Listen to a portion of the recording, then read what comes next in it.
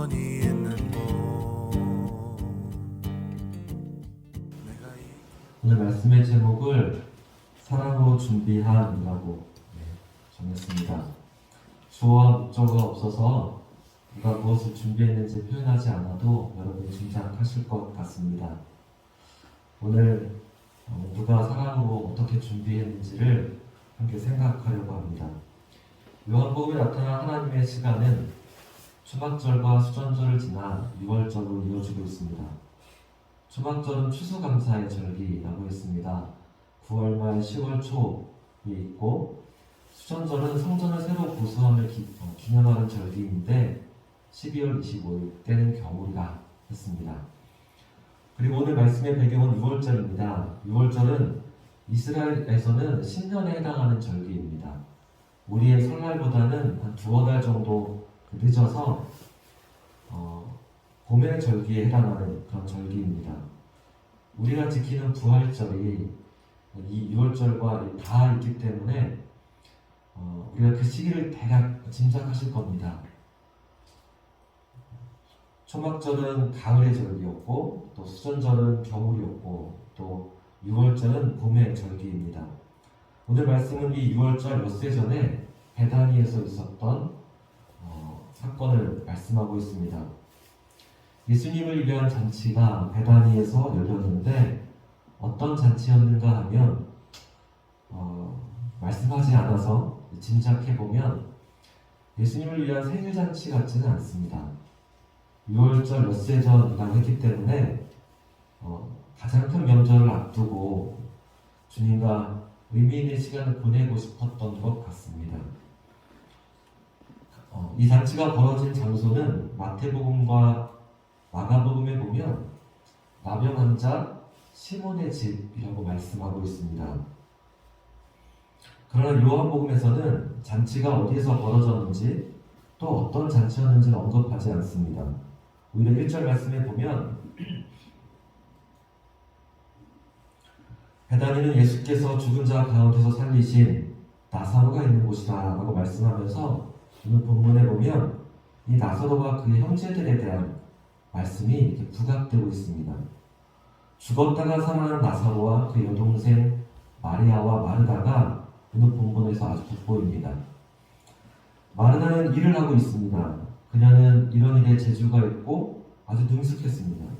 시몬의 집이었지만 마치 자기 집인 것처럼 사람들을 잔치를 배설하고 섬기고 그렇게 일을 하고 있습니다. 그리고 나사로는 예수님과 함께 앉아 있었습니다. 그는 얼마 전에 죽었었지만 나흘 후에 예수님께서 그를 다시 살려주셨기 때문에 부활한 몸으로 그 자리에 앉아있는 것만으로도 주님의 영광을 드러내고 있었습니다. 그리고 마리아, 그녀는 너무나 뜻밖의 행동을 했습니다. 자신이 소중하게 모았던 값비싼 향유를 예수님의 발에 붓고 자신의 머리털로 예수님의 발을 닦았습니다. 그 향기가 온 집에 가득했습니다. 우리는 마리아가 왜 이런 행동을 했는지 알고 있습니다. 그것은 결과적으로 예수님의 십자가 죽음을 예비한 행동이었습니다. 일주일 후면 6월절이 되고 그러면 예수님은 십자가에 달려 물과 피를 다 쏟으시고 죽음을 당하실 것입니다. 마리아가 예수님의 몸에 기름을 부었던 것은 당시 시신에 기름을 발랐던 전통과 같은 행동이었습니다. 마리아에게 예언의 은사가 있어서 예수님의 십자가 죽음을 미리 예견했던 것은 아닙니다. 그녀는 예수님께서 자신의 오라버니인 나사로를 다시 살려준 것에 감사해서 향유를 부었을 것입니다. 그러나 결과적으로는 그것이 예수님의 죽음을 예비한 그런 행동이 되었습니다. 오늘의 본문을 읽고 있는 우리는 예수님께서 6월절에 십자가에 달리시고 사흘 후에 부활하실 것을 알고 있습니다. 그래서 오늘의 말씀이 다소 의아한 부분이 있습니다. 왜냐하면 고린도전서 15장 20절에 말씀하는 것처럼 예수님은 부활의 첫 열매가 되실 것입니다. 그러나 이제 그리스도께서 죽은 자 가운데서 다시 살아나사 잠자는 자들의 첫 열매가 되셨도다. 할렐루야. 계시나요? 여러분, 첫 열매가 무슨 의미일까요? 오늘 본문이 왜 의외인가 하면 6월절 앞둔 잔치 자리에 나사로가 함께 앉아 있는 것입니다. 물론 그 자리에는 누구나 함께 할 수 있습니다. 그런데 12장 1절에 굳이 이렇게 말씀하는 거죠.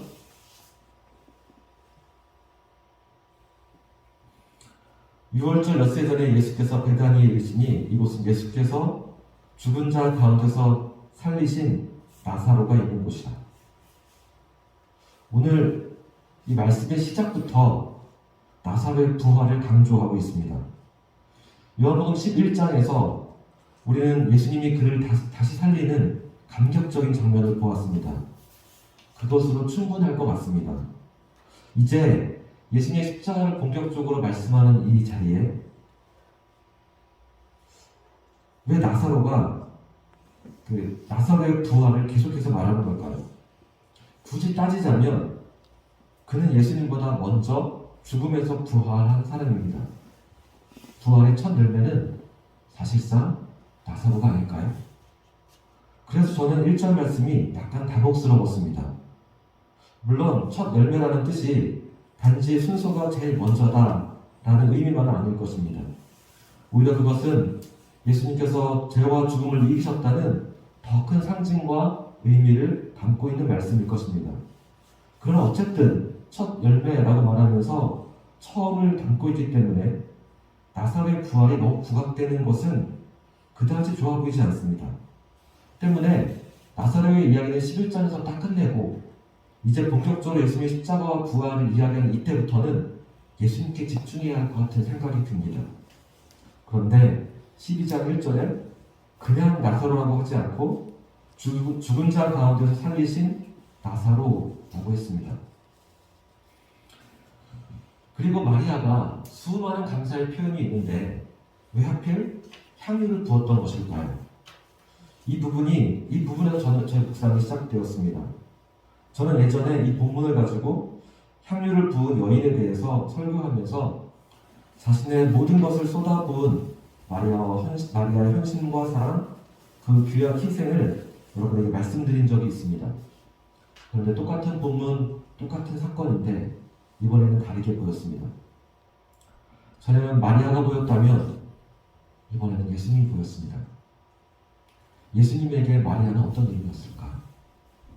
다시 살아난 나사로는 예수님에게 어떤 의미였을까? 하나님의 시간은 점점 십자가를 향하고 있습니다. 예수님은 자신에게 다가오는 고난의 사명을 느끼고 있습니다. 십자가는 예수님에게도 결코 가볍지 않은 사명입니다.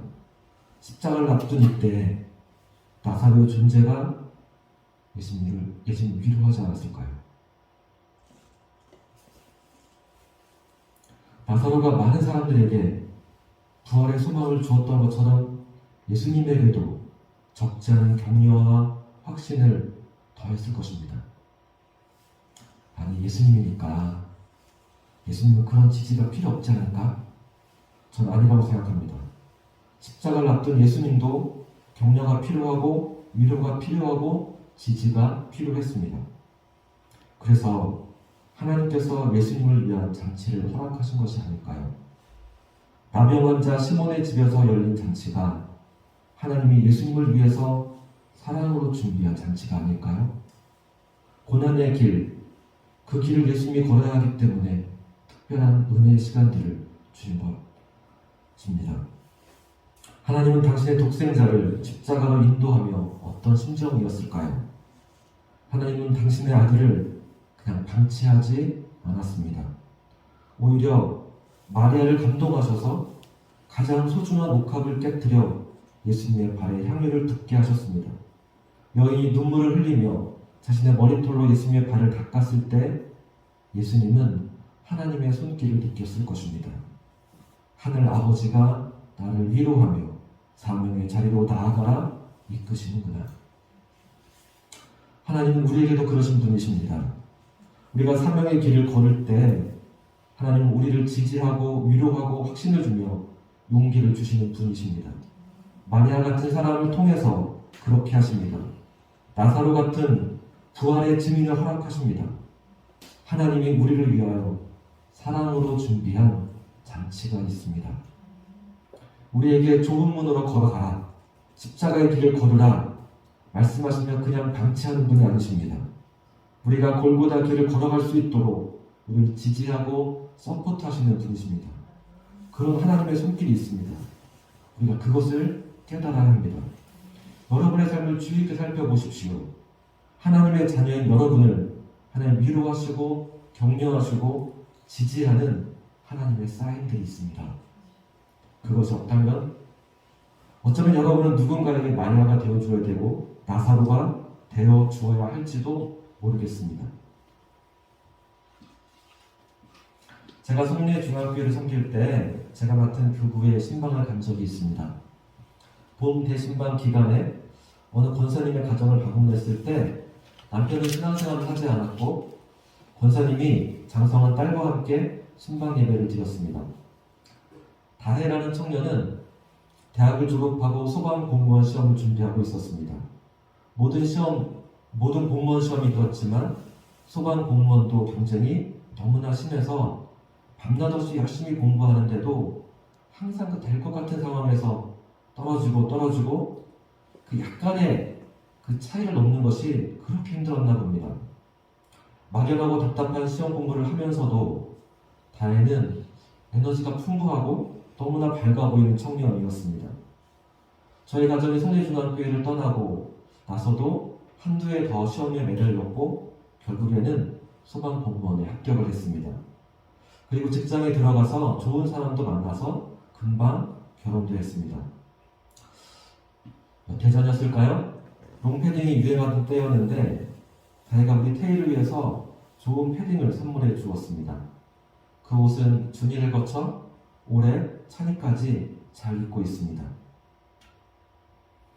그리고 우리 아이들을 위해서 꼭 써달라고 매달 용돈을 조금씩 보내주었습니다. 한두 해도 아니고 그 긴 시간들을 이렇게 꾸준하게 보내주는 것이 저에게는 굉장히 큰 격려가 되었습니다. 그런데 지난해 연말 그 사실을 송리중앙교회에서 알게 되었나 봅니다. 그것을 알고 교회는 다혜에게 우리 가정에 직접 헌금하지 말고 교회를 통해서 해야 한다라고 했습니다. 교회에 헌금을 하면 교회에서 보내주겠다 했습니다. 그렇게 두세 번 송리중앙교회가 보내주었고 권사님은 우리가 잘 받고 있는지 궁금했나 봅니다. 지난주에 아내에게 전화를 해서 물어보았습니다. 그리고 다혜가 아들의 돌잔치를 하지 않고 그 돈을 어려운 교회에 좀 보내달라고 헌금을 했습니다. 지정하진 않았지만 당연히 기훈중앙교회에 보내줄 거라 생각했나 봅니다. 권사님은 그것도 물어보았습니다. 그러나 송리중앙교회는 다른 교회를 도와준 것 같습니다. 다혜가 보내준 헌금도 교회에서는 우리 교회 통장으로 보내주었기 때문에 이제는 교회 재정으로 사용하고 있다라고 말씀드렸습니다. 그랬더니 권사님이 무슨 생각이 드셨는지 엊그제 저희 집에 커다란 택배를 하나 보내주었습니다. 그리고 신신당부했습니다. 다른 사람 나눠주지 말고 꼭 아이들 것만 먹어야 합니다. 그 이야기를 들을 때 주마등처럼 스쳐가는 생각들이 있었습니다. 저와 아내는 무언가 있으면 다른 사람들에게 참 잘 베풀었던 것 같습니다. 그러다가 우리 아이들에게 소홀할 때가 참 많았습니다. 때로는 그것이 우리 아이들에게 아픔이 되었던 것도 같습니다. 권사님이 그렇게 말씀하셔서 그렇게 하려고 합니다. 저는 지금까지 그렇게 많은 고기를 받아본 적이 없습니다. 엊그제부터 저희 집안에 향유 냄새가 가득한 것이 아니라 고기 굽는 냄새가 진동하고 있습니다. 중요한 것은 하나님께서 우리의 삶 속에서 마리아와 나사로 같은 사람을 보내신다는 것입니다. 하나님이 우리를 위해 잔치를 베풀어 주십니다. 우리가 그 하나님의 손길을 깨닫는 것이 중요합니다. 여러분의 삶에도 많은 것들이 떠오르실 겁니다. 그것을 감사하며 감사로 고백하며 누리실 수 있어야 합니다. 또한 우린 누군가에게 마리아와 나사로 같은 사람이 되어 주어야 합니다. 나사로는 부활의 소망을 전해주는 사람이었습니다. 부활의 소망이 있다는 것은 어떤 상황에서도 당당하고 자신감이 넘치는 것입니다. 십자가 앞에서도 흔들리거나 상처받지 않는 것입니다. 우리 사회는 굉장히 빠르고 경쟁이 심한 사회입니다. 다른 나라에 살아보면 확연하게 느껴지는데 우리의 빨리빨리 문화가 좋기도 하지만 그만큼 여유가 없는, 그래서 아픔이 많은 그런 시대입니다. 경쟁에 뒤처진 사람들에게 우리가 그들의 나사로가 되어주고 마리아가 되어주고 마르다가 되어줄 수 있기를 원합니다.